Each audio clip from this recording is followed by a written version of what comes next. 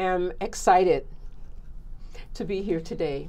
First of all, I'm Dr. Gloria Nixon Pone. I am the founder of Women's Television. At Women's Television, we say it's the place where we celebrate women, a few good women doing great things in family, in society, in the world. We thank you for joining us today. Today I have a very, very special guest. She is young, she is beautiful, and she is talented. None other than Miss Colby Christina. And she's a student, and she sings, and she dances, and Colby, would you greet our audience, please? Well, my name is Colby Christina. I'm a professional dancer, singer, and actress, and I'm an Adelco Award winner. Wow, that's a lot. Yes, a lot to say. So now someone told me you're 13, but you sound like you may be a lot more advanced than a 13-year-old. You get that a lot? Yeah, a lot. Wow, wow. So how did it happen? Well, I did an off-Broadway play in the Billie Holiday Theater called The Liberation of Mother Goose, directed by Abdel Salam. Wow. And basically, I was in rehearsal, and they were like, "Oh, would you like to play the lead role, Alice?" And I was like, "Definitely, definitely." So the lady, she was in the audience. Her name was Grace Jones, and she was the founder of the Adelco committee. And she was like, "I have something called the Adelcos, and I would love for you to be the rising star." Now, is this That's your the award? I am so pleased that you brought your award with you, so we can show it off to our women in women's TV land. And I am so pleased. You have such a beautiful smile and a beautiful way about you. I heard so much about you before I met you. Now I can tell you that I am not disappointed at all. You won this award and you're only 13? Yep. It's like a lot of people only got the award until they were like 20, and it's an honor being like the youngest, almost the youngest to ever receive an Adelco award. So it's an honor. Wow. So of the three things that you do, which do you like best? I get this question a lot, but I can't say that I favor one over the other because they all have like an equal passion to me in my heart. Wow. So if you couldn't choose just one, you'd have to. The one that I spend the most time doing is acting. I can say that. Yeah, acting. Yeah. I can see you'd be a great actress. Thank you. And what kind of singing do you do? I do whatever somebody like asks me to do. I do gospel, like I do Whitney Houston, I do R&B, I do jazz, I can do basically almost anything. Now, can you sing sitting without music? Yeah, I can. Well, let me hear something, one of your favorites. Okay, this is My Funny Valentine. Okay. My funny Valentine, sweet comic Valentine. Wow, you have a great singing voice. Thank you. Oh, that's awesome. I have a singing experience when I was about your age. I sang in the gospel choir. Now, my sister could sing, and I wanted to have a lead role so badly. So I said, if I sang louder, I'm sure the director would recognize my talent. And so there I was in the second role, because I was a big kid. I was standing with the guys, and I was singing louder and louder and louder and louder. And then all of a sudden, Rochester Rogers, my choir director, tapped, and he said, "Gloria, come here."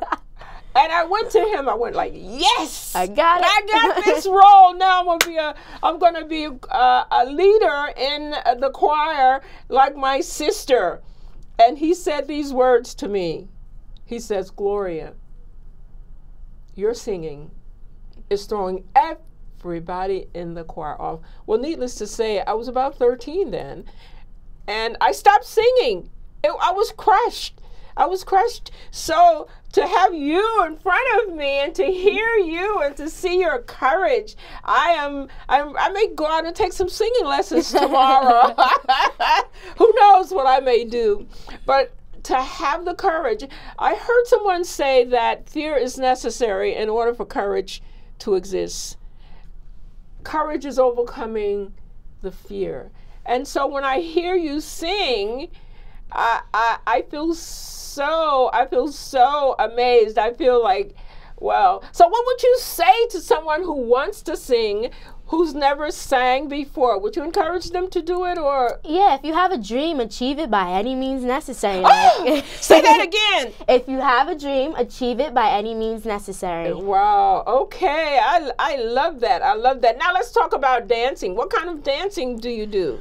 Ooh, it's a long list. Ballet, modern, African, jazz, Horton. What is Horton? Horton is under like Graham, like Martha Graham technique. It's under like that kind of, you know, mixture. It's a mixture of everything, really. And now, how do you balance all of this with your schoolwork and your family life? I get this a lot. And how do you do it? How do you manage? Time management. Time management. Yes, okay. Time management. Drink plenty of water. Keep hydrated. Get plenty of sleep. Sleep is so important. And you know, just like be energized. Like especially when you're down, just be like, okay, I have to do this. I have to do this. I have to do this. So that's what just keeps me going. And family, just they just like uplift you all the time. So. Now you said something, when you are down.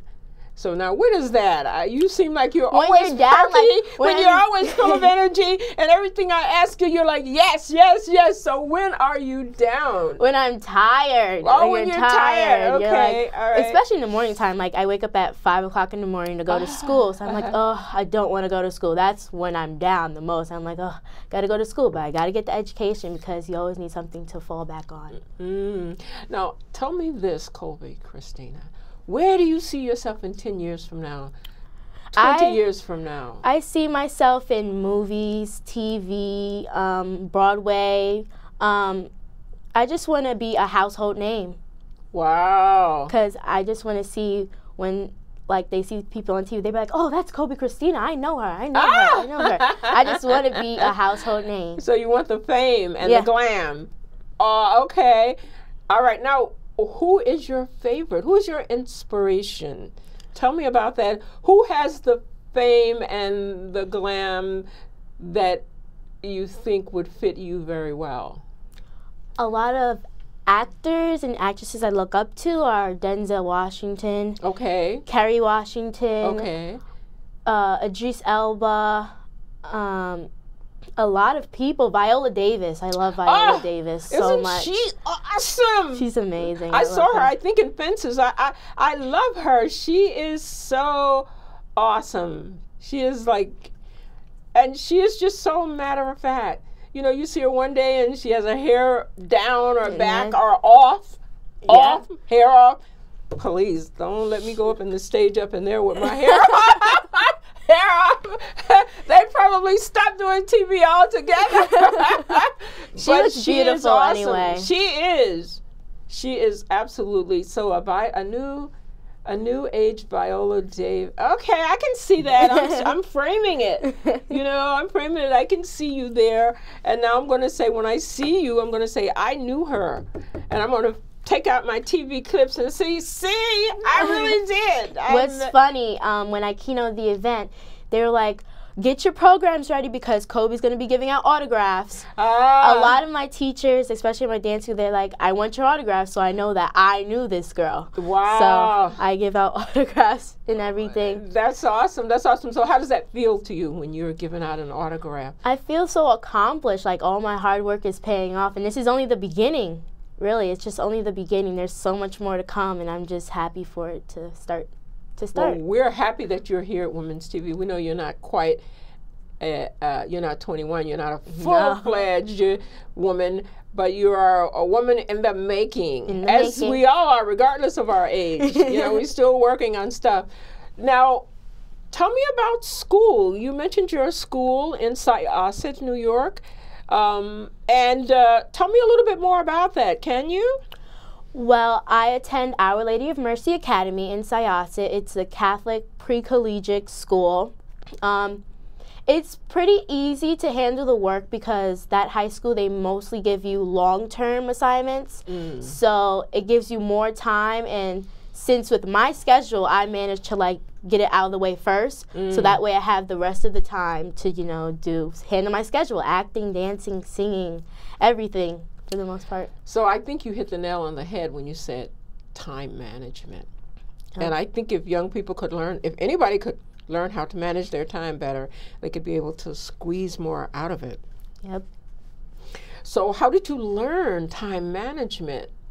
Well, I actually had a course in the summertime where I took time management, and the lady, she said, write out all the things you do throughout the week. And then she said, let's go over and how you can like fix it and make it easier for everything to run smoothly.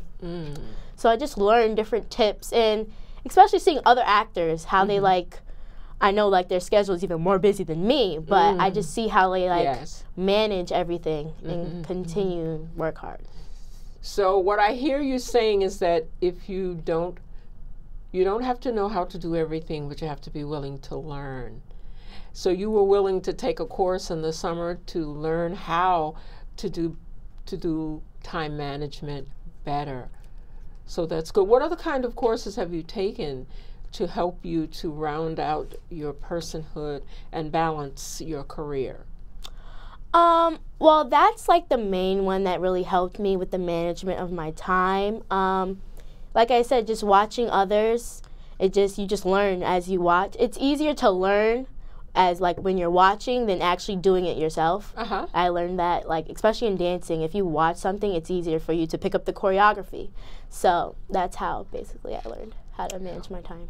Well, if this table was a little bit lower, I'd clean everything off and let you do a little bit dancing. But it is what it is. But now, who is your favorite dancer? My favorite dancer is actually my teachers, Miss Karen Thornton, Jamal Barnes, James And they're Atkinson. at your school? Yes, they're my teachers. I see. And I just met Misty Copeland yesterday. Wow. So it was just amazing to see her and all the advice she gives and things like that, of how like you overcome certain obstacles and barriers and you don't let it get in your way and just keep going. Now, as a teenager, I have to ask you this. But what about the boys? I know they're like very, very interested. Tell the truth, Mom's not listening. My grandpa asks me all this all the time. I don't, well, my school is an all-girls school, so it's easier to manage than not because I know some girls, they're like, boys, I'm not distracted. I'm like, it's basically just me, my schoolwork, and the arts. That's my main focus at the moment. But if Mr. Tall, Dark, Handsome walked by, like I say, Mom and Grandpa are not listening, you could tell me. You'd have to think about it a little bit, huh? Or yeah, I try to block it out a lot, although they're like right in your face, but I just try to block it out a lot. But I just try to like focus, keep focus. Well, that's a great word, focus. Yeah, and if you believe, they say you can achieve, and you've achieved so much at this early age. I'm looking forward to greatness, to even greater things in your career. I'm looking forward to your doing more, for your being on stage, for you being the next most winner of the awards. Did you watch the awards? Oh, yes, I did. I actually did. What did you think about them? It was good. A lot of the performers, especially like the Oscars, a lot of the performers were just amazing. What really touched me was when Common and John Legend won for Selma. Oh, yes, yes, yes. It was a touching Can you sing that? I don't know the words, but I just love hearing that song. Yeah. Yes, yes, yes. It's a very inspirational song. Now, the other day, I wrote you a little note, and I said, I reminded you of the address and everything, and I asked you about being at the African American Museum. And you said these words to me. You said, it was spectacular. Now, where do you learn all of your adjectives from? Where do you have an adjective museum or an adjective? It was not just okay, not just awesome, but it was spectacular. And it was an awesome turnout. I'm going like, I have to find out where she gets her adjectives from so I can copy them for myself. It was amazing experience. Like, I gave the speech and everyone was just like looking at me. They were like, oh, and I use this same term over and over again to engage my audience. Each one, teach one, and we must lift as we climb. It was used, this event was basically surrounded about like young adults and children. So I had all the children and young adults stand up and pledge to actually live by the motto, each one, teach one, and we must lift as we climb, and to serve their community and be a resource to their family and all that kind of stuff. Wow, that sounds great. Now, Craig Valentine will call that your foundational phrase. It's like everything that you did touched your theme, your phrase. So how did you learn how to be such an awesome speaker? I don't know. Well, really, school, of course, school comprehension. My parents speak very well. Everybody that's around me, like, especially when I was younger, and you know, when you're younger, you like do like little baby talk and stuff like that. But they actually talked to me like I was like 10, even though I was like 2. But so yeah, like your surroundings and your atmosphere that you're in, I just like learned how to. Now, do you have lots of brothers and sisters, or is it just you? I have 5 brothers, really. My goodness, 5! That's a lot. I had 5 too. And I learned, only girl is so hard. I was the only girl for a number of years. What happened was my mother wanted to have 2 children, so she had a boy. And then she said, well, the next one is going to be a girl. And so she had the second one, and it was a boy. Then she had the third one, it was a boy. And then she finally had me after the 5th one, and then she was going to name me Glorious. She was so infatuated with this little bundle of 8 pounds. That's pretty big, you know. I was 8 pounds and 3 ounces. You were? Yeah. Oh, I was 8 pounds and 3 ounces. Hey, come on, sister. Let's pinky that. Wow, that's awesome. And so she says, I'm going to name her, she said to her oldest sister, Lula, I'm going to name this baby Glorious, because this is indeed, now she had been wanting, and now she was fulfilled. She had a girl. She said, I'm going to name her Glorious. And my aunt said to her, just name the word girl, just name the baby Gloria and be done with it. So my name was changed from Glorious, which my mother had in her mind all of those years, to Gloria. So I like Gloria, but sometimes I use Glorious. I had a brokerage firm. I owned a brokerage firm, and I called it Glorious. Glorious New Homes you Realty. Still incorporate that, even though it's not your name. And now some people call me Glorious Gloria. Excuse me? That's pretty. That's pretty. That's pretty. Well, my mom, she's having she doesn't have a hard time, but sometimes she does have a hard time because she's not used to hair and makeup. She just thinks you could just take her to the barbershop, get a haircut. You can't do that. I'm a girl.